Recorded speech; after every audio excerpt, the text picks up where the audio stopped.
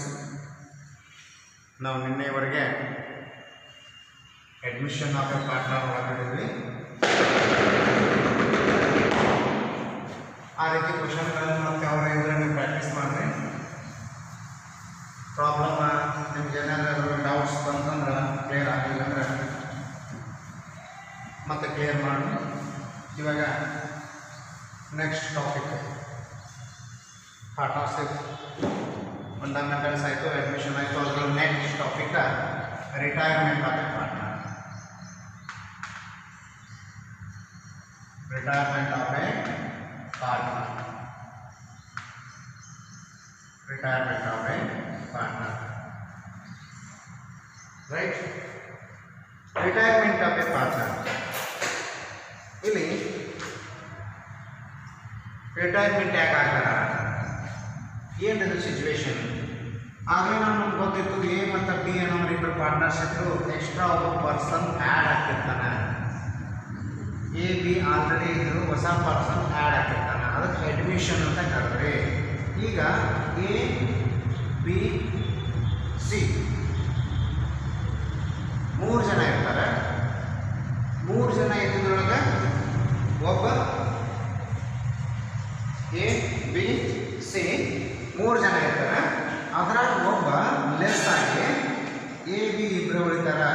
A B ಇದ್ದದ್ದು A B C ಆಗ್ತೈತಿ, A B C ಇದ್ದದ್ದು ಎ ಬಿ ಆಗ್ತೈತಿ. ರೈಟ್. ಇಲ್ಲಿ ಇವ್ರಿಗೆ ಓಲ್ಡ್ ಪಾರ್ಟ್ನರ್ ಅಂತ ಕರಿತೀವಿ, ಇವರಿಗೆ ನ್ಯೂ ಪಾರ್ಟ್ನರ್, ಆಲ್ ಪಾರ್ಟ್ನರ್ಸ್ ಅಂತ ಕರಿತೀವಿ. ಕರೆಕ್ಟಾ?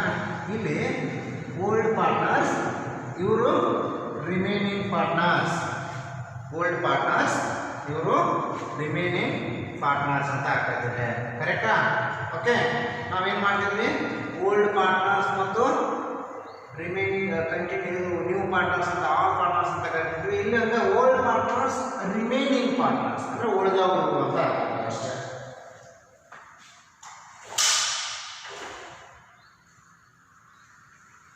ರಿಮೈನಿಂಗ್ ಪಾರ್ಟ್ನರ್ಸ್ ಅಂದರೆ ಉಳಿದವರು ಅಂತ ಆಗ್ತೈತಿ. ಇದು ಗೊತ್ತಿರಬೇಕಷ್ಟೇ. ಯಾಕೆ ರಿಟೈರ್ಮೆಂಟ್ ಆಗ್ತೈತಿ ಅನ್ನೋದು ನೋಡೋಣ. ಮೊದಲು ಸ್ವಲ್ಪ ಮೀನಿಂಗ್ ಬರ್ತೀವಿ. ರಿಟೈರ್ಮೆಂಟ್ ಅಂದರೆ ಏನು? If A partner goes out of the firm, if a partner goes out of the firm or existing firm is called retirement. Is called retirement of a partner. If a partner goes out of an existing firm is called retirement of a partner. Retirement of a partner. There are several reasons. Paragraph. There are several reasons for retirement. Several reasons for retirement, which are as follows. Number one,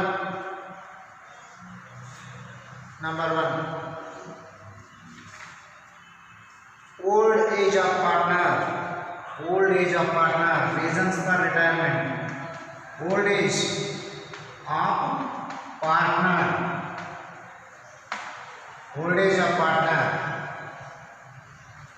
of partner. Number B, illness of partner.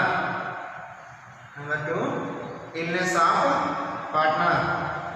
ಅವೇನಾರೇ ಕಾಯಿಲೆ ಬಿದ್ದಿದ್ದಂದ್ರೆ, old age ಅಂದ್ರೆ age ಆಗಿತ್ತು, ಬರೋಕ್ಕಾಗಂಗಿಲ್ಲ. 70 ವರ್ಷ 80 ವರ್ಷ ಆದವರು ಬಿಸ್ನೆಸ್ಗೆ involvement ಆಗೋಕ್ಕಾಗಂಗಿಲ್ಲ. ಅವಾಗ ಅವ್ರು ಏನಾಗ್ತಾರೆ, retire ಆಗ್ತಾರೆ. ಕರೆಕ್ಟಾ? ನೆಕ್ಸ್ಟ್ ಇಲ್ನೆಸ್ ಯಾವುದೋ ಕಾಯಿಲೆ ತುತ್ತಾಕಾರ ಇನ್ನು ಮುಂದೆ ರೆಸ್ಟ್ ಹೇಳ್ತಾರೆ ಡಾಕ್ಟರ್, ಅದಕ್ಕಾಗಿ ಅವರು ಬಿಸ್ನೆಸ್ ಬರಂಗಿಲ್ಲ. ಸೊ ಅದು ಒಂದು ಕಾರಣ ಆಗಿರ್ಬೋದು. Third one, misunderstanding between partners. Misunderstanding between ಅಥವಾ misunderstanding with other partners. Misunderstanding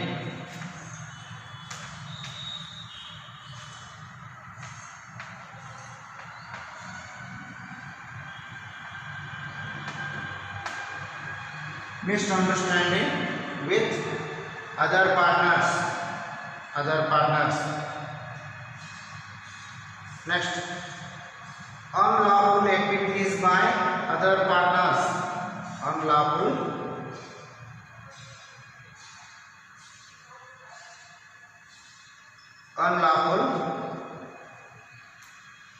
activities by the other partner.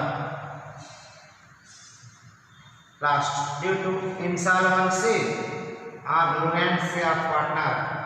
Lunacy. Due to insolvency. Due to insolvency or lunacy.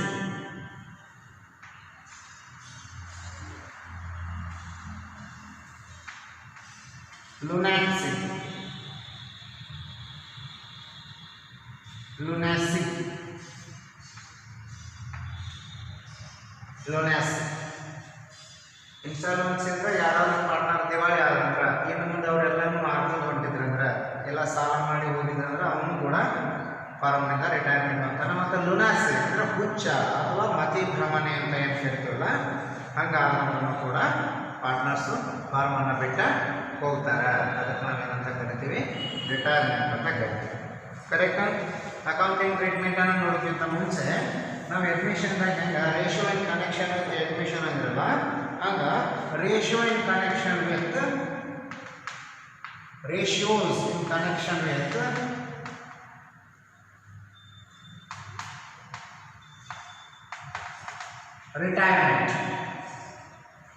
ರಿಟೈರ್ಮೆಂಟ್ಗೆ ಸಂಬಂಧಪಟ್ಟಂಥ ರೇಷಿಯೋಗಳು ಮೆನ್ಷನ್ ಮಾಡಬೇಕು.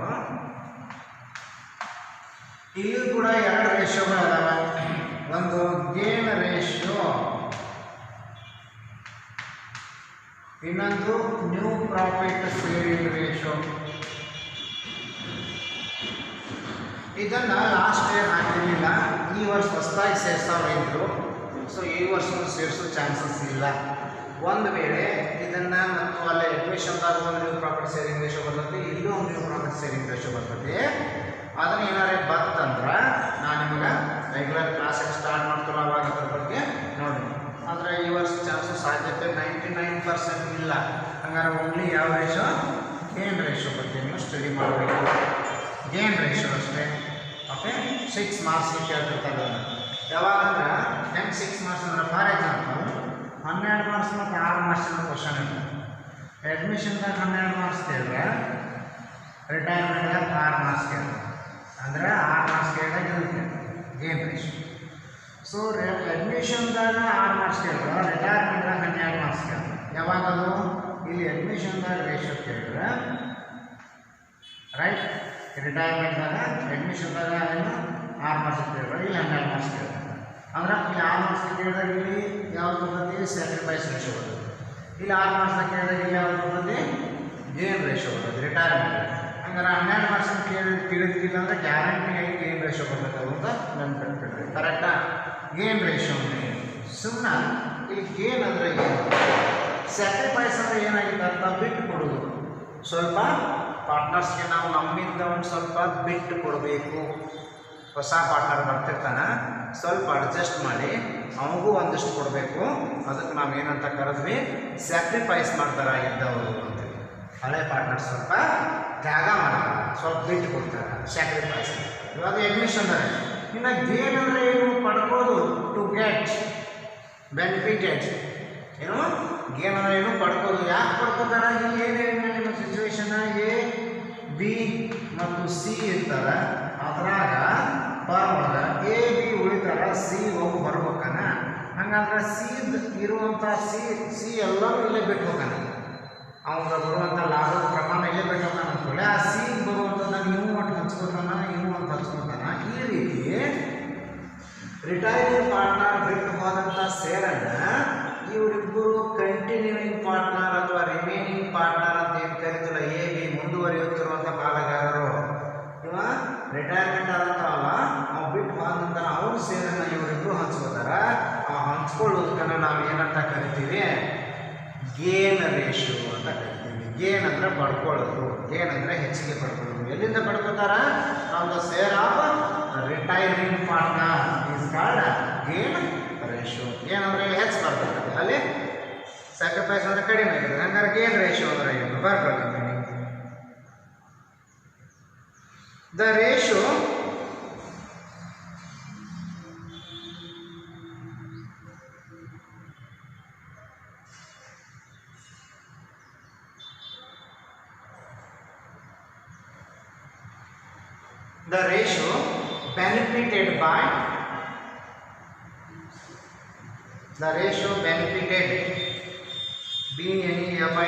benefited by benefited by remaining partners from the share of retiring partner. The ratio gained or benefited by remaining partner from the share of retiring partner is called the ratio benefited by from the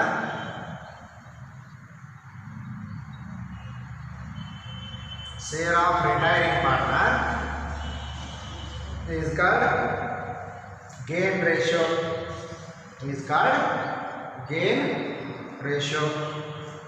Gain ratio means what? The ratio benefited by remaining partners from the share of retiring partner is called gain ratio or benefit ratio ಅಂತ ಕೂಡ ಕರೀತಾರೆ. benefit ratio, gain ratio or benefit ratio, correct? benefit ratio. Okay, formula ಬರ್ತದೆ, calculation ಮಾಡೋದು ಗೊತ್ತಿರಬೇಕಲ್ಲ. Gain ratio is equal to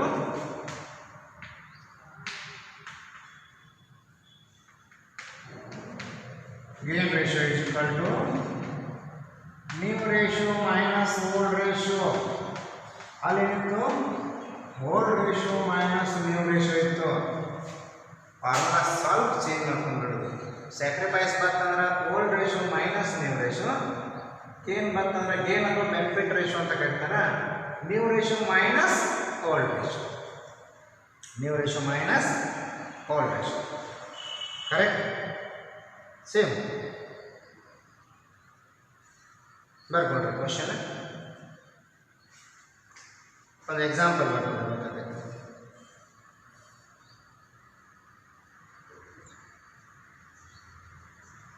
Amar, Akbar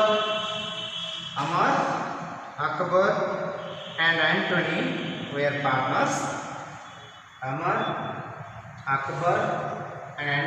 partners. Sharing profits and losses.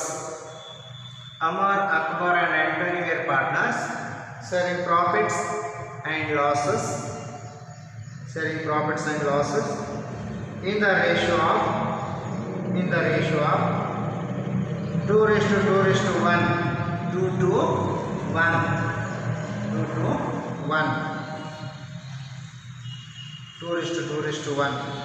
Full point. Akbar retires.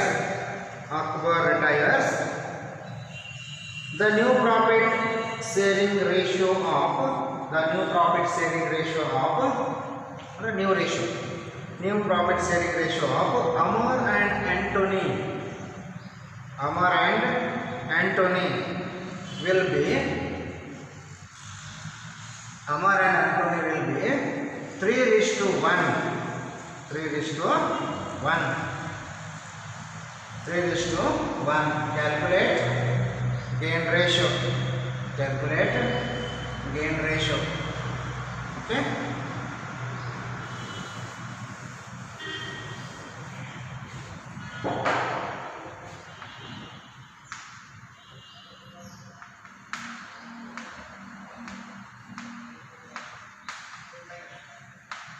Calculation of gain ratio.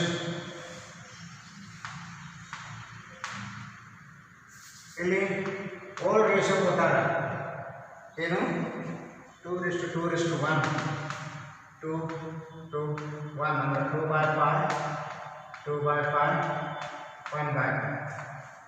New ratio ಕೊಟ್ಟಾರ 3:1 ಅಂದ್ರೆ 3/4 1/4. ಇಲ್ಲಿ retired ಆದವ್ರು ಗೊತ್ತಾಗಬೇಕು ಯಾರು retired ಆಗ್ಯಾರ ಅಥವಾ ಇನ್ನು ಉಳಿದವ್ರು ಯಾರು ಅಮರ್ ಆ್ಯಂಡ್ ಆಂಟೋನಿ. ಅಮರ್ದು ಓಲ್ಡ್ ರೇಷಿಯೋ ಅಮರ್ದು ನ್ಯೂ ರೇಷಿಯೋ ಅಥವಾ ಆಂಟೋನಿದು ಓಲ್ಡ್ ರೇಷಿಯೋ ಆಂಟೋನಿದು ನ್ಯೂ ರೇಷಿಯೋ. ಹಂಗಾರೆ ಏನದು gain ratio is equal to old ratio minus new ratio minus old ratio. First ಯಾರು Amar Amar Amar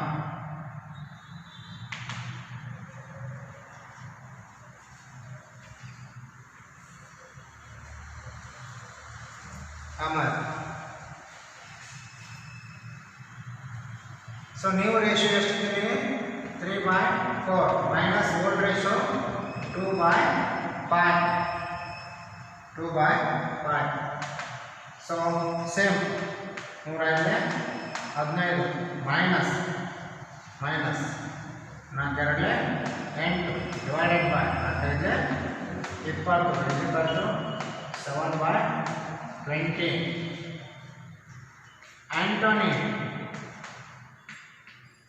Antony new ratio 1/4 minus old ratio 1/5 is equal to 5 minus 4 divided by 20 is equal to 1/20.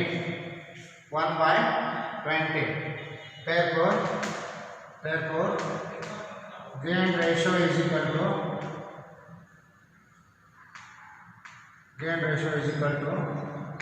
7:1.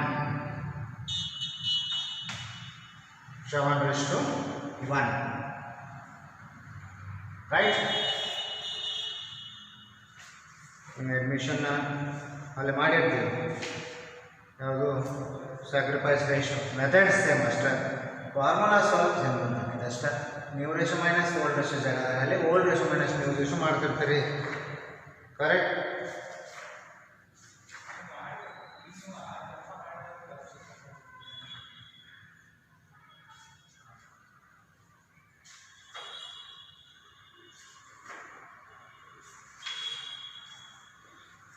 Right?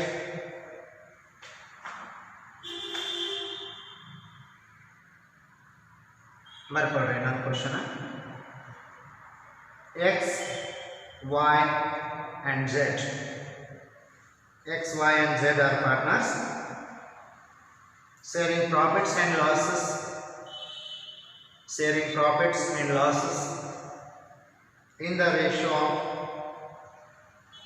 X, Y and Z are partners sharing profits and losses in the ratio of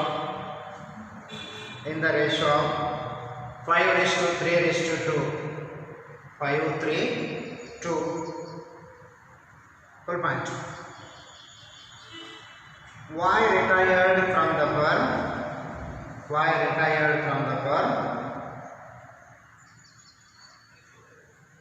X and Z share the future profits. X and Z share the future profits in the ratio of 5:3. 5:3.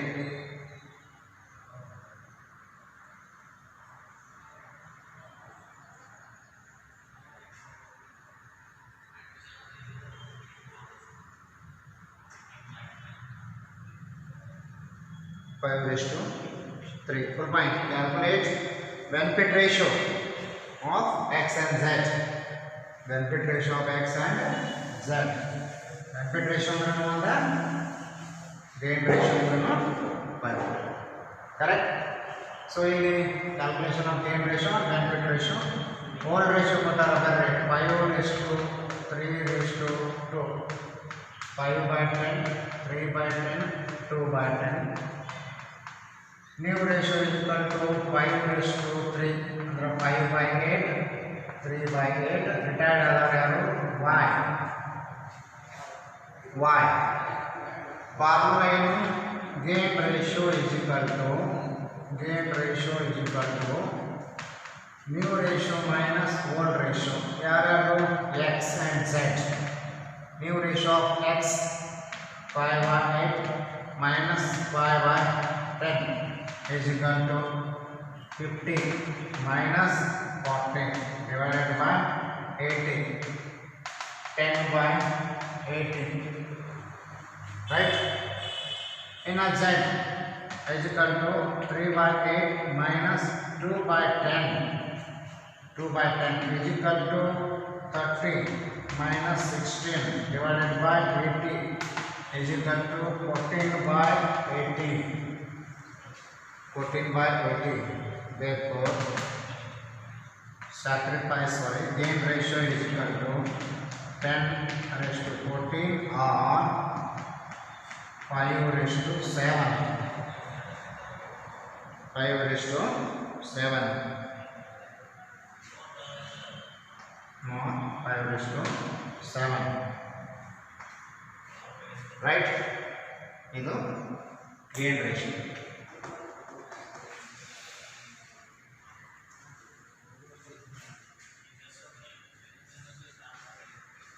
Okay ಇದೊಂದನ್ನ ಸಾಧ್ಯ ಇನ್ನೊಂದೆರಡು question ನಿಮಗೆ ಕಳಿಸ್ತೀನಿ ವಾಟ್ಸಪ್ದಾಗ ಗ್ರೂಪ್ನಾಗ ನೀವು ಆನ್ಸರನ್ನು ಹಾಕಿ okay ಒಂದೆರಡು question ಕಳಿಸಿರ್ತೀನಿ ನೀವೇ ಹಾಕಿ ಒಮ್ಮೆ ಏನು ಹೇಳ್ತಾರೆ ಈಕ್ವಲ್ ಪಾರ್ಟ್ನರ್ಸ್ ಅಂದರೆ ಇವರು 1/3 ಮಾಡ್ಕೋಬೇಕು ನ್ಯೂ ರೇಷಿಯೋ ಏನಾರು ಈಕ್ವಲಿ ಅಂತ ಹೇಳ್ತಿದ್ರೆ ಅಂದರೆ 1/2 ಮಾಡ್ಕೋಬೇಕು ಅದಂತೂ ಬಂದಿತ್ತು ಅಂದ್ರೆ ಅಡ್ಮಿಷನ್ದಾಗ ನಾವು ಮಾಡಿರ್ತೀವಿ ಒಂದೆರಡು ಕ್ವಶನ್ ಕಳಿಸ್ತಾನೆ ಆನ್ಸರ್ ಬಿಡಿಸಿ ಹಾಕಿ ಇದು 6 ಮಾರ್ಕ್ಸ್ಗೆ ಸಂಬಂಧ ರೇಷಿಯೋ 12 ಮಾರ್ಕ್ಸ್ಗೆ ಬಂದದ್ದು ಅಕೌಂಟಿಂಗ್ ಟ್ರೀಟ್ಮೆಂಟ್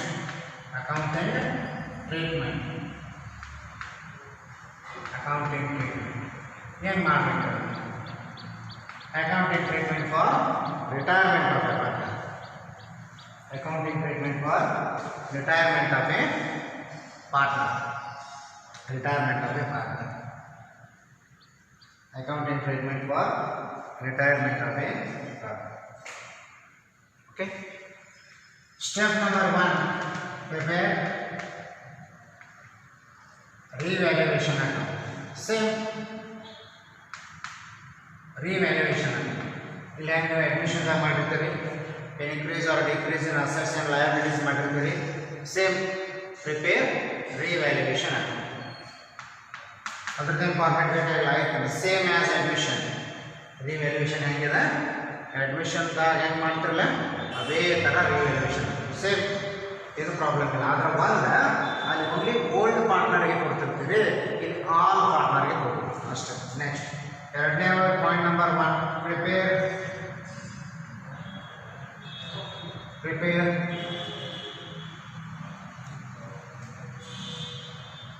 3 accounts ಯಾವುದು prepare capital account goodwill account and retiring partner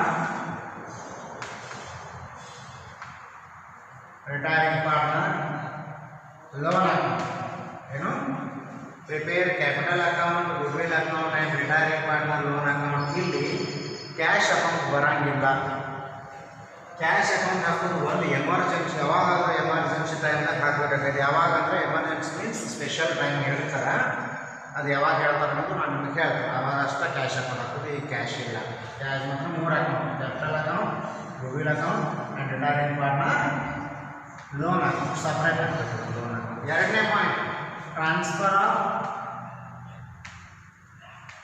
opening balance of capital and cash ಇಲ್ಲ ಕ್ಯಾಶ್ ಅಕೌಂಟ್ ಹಾಕಿರಂಗಿಲ್ಲ ನಾವು capital distribution of reserve, P&L and revaluation, profit or loss to all partners. ಅಲ್ಲಿ only ನಾವು old partner ಅಂತಿದ್ವಿ, ಇಲ್ಲಿ all partners. ಅದಾದ ತಕ್ಷಣ treatment of goodwill, ಇಲ್ಲಿ only ಏನಾಗಿರ್ತದೆ goodwill raise, created or value.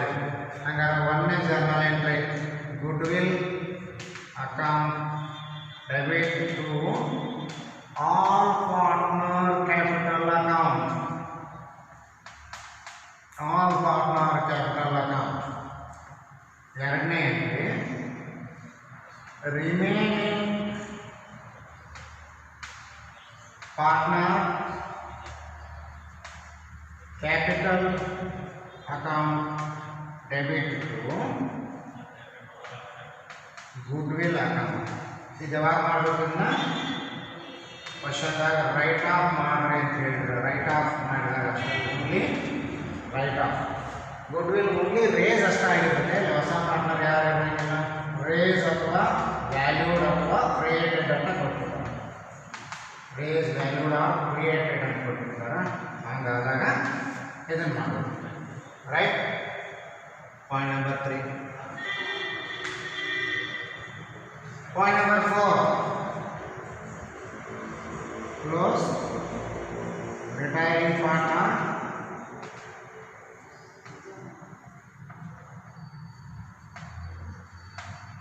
capital account and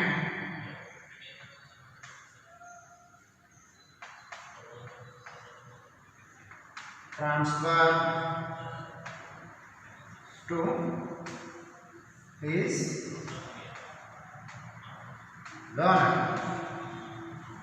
transfer to his loan.